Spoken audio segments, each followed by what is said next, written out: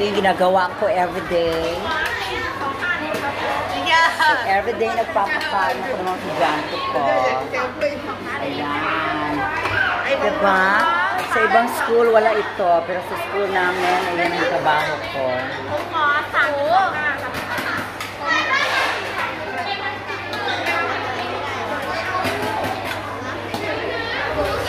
Diba? Papakain tayo.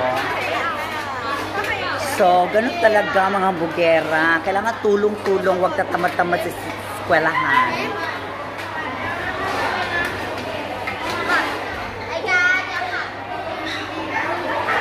Ready, others.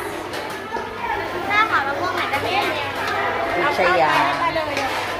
Say smile.